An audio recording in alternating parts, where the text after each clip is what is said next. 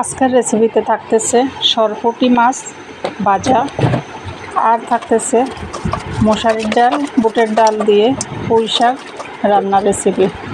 Hello everyone, আসসালামু আলাইকুম।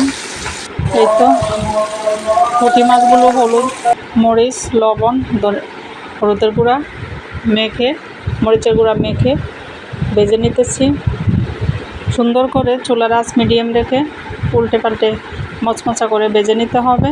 এরপরে দিয়ে দিব 1 কাপ পরিমাণ পেঁয়াজগুলো হালকা লাল লাল হয়ে আসলে এই যে এইভাবে মাছগুলোর সাথে মিশিয়ে একসাথে নিব। এইভাবে মচমচা মাছের সাথে আবার মচমচা পেঁয়াজ করে বেরেস্তার মতো করে নিলে খুবই টেস্ট আসে, ভালো লাগে ভাজা মাছ খেতে। এটা আমার মেয়ের অনেক পছন্দ।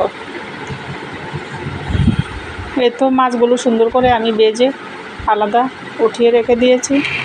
এখন এটা গরম ভাতের সাথে, আমি আজকে যেহেতু শাক রান্না করছি, শাকের সাথে এই ভাজা মাছটা খেতে অসাধারণ হবে।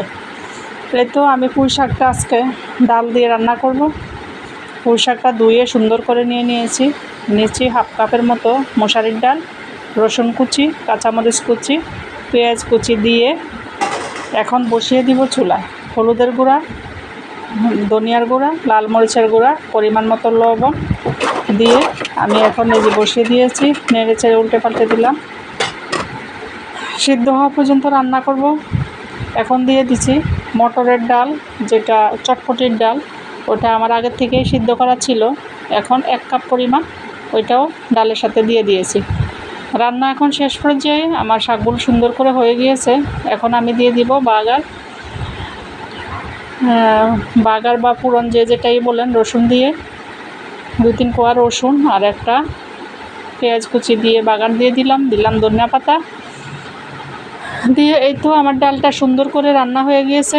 আপনারা খেয়ে দেখবেন এভাবে রান্না করে। আল্লাহ হাফেজ।